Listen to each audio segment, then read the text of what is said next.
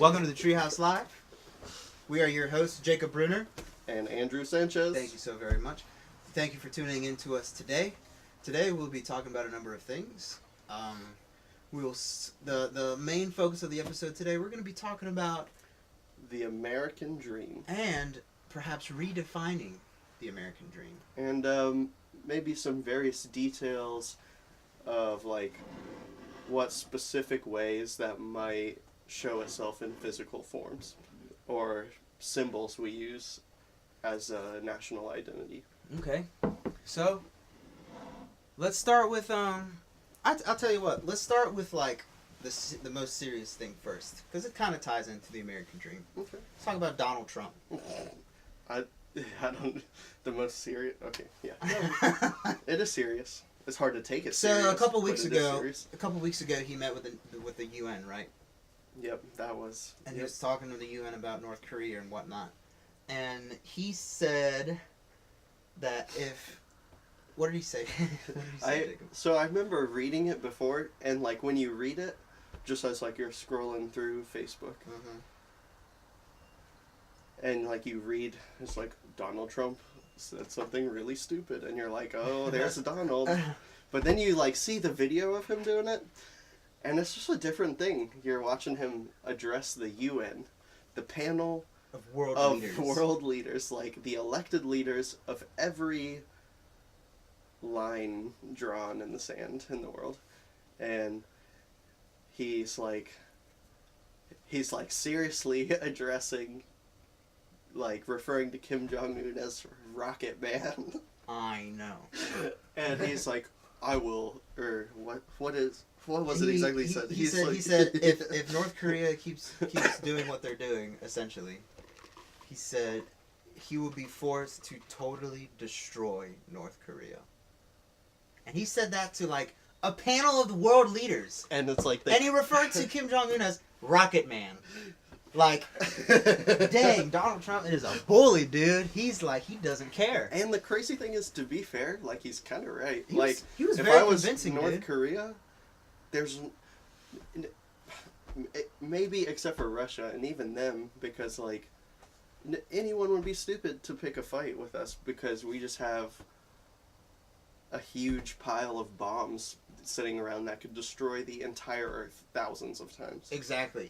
And like, if anyone, and everyone knows that, if they decide to pick a fight with the United States, the world's going to end.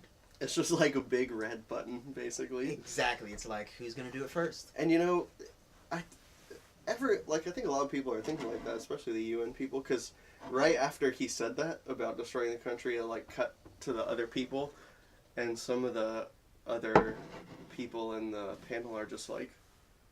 Yeah, they're just like, did he really say that? They're like, what is happening? And you know what? What is happening? You know what I'm curious about? So like, there's all these world leaders there, right? And they all have these headphones on for translating, you know, to what he's saying. So I wonder, and you know, when language to language, translation is not literal. So I wonder what like they heard when he said totally destroy North Korea. What did like the Japanese hear? I guess it would be different for every person that's not hearing it as English. Exactly. But one thing that everyone does understand is Donald Trump's rhetoric. And like just like the way he was presenting himself and his tone of voice. I mean, he was very convincing. Like when just the way he was talking like this, it was just like, oh my god. Yeah, it's kind of scary. Like, just because it puts it on a new level of realism. You know, it's like this could actually happen. I mean, that's even like what the election was too, and it's like he's up there, and like if you watch him say like one dumb thing, like when you're not seeing it in like the sea of dumb things he said, it's kind of hard to make sense of it sometimes, honestly, because like you're watching him say stuff, and it really is just like the rhetoric and like the presentation of it.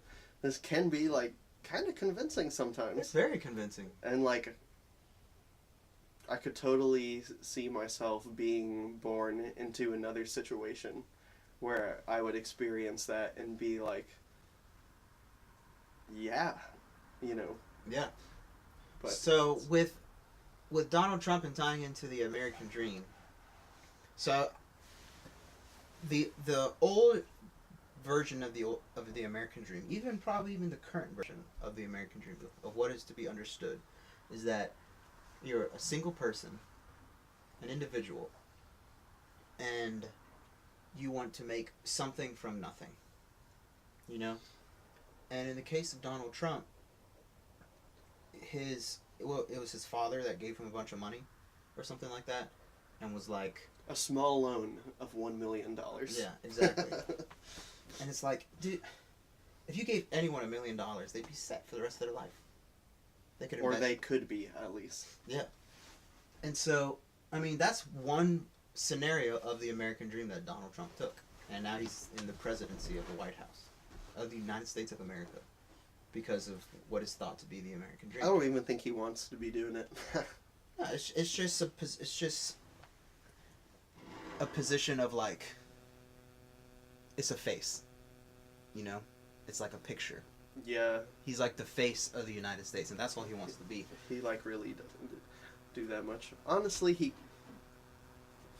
it's like whether we like it or not, he basically is. I mean, he is. He is the president. He is the chosen.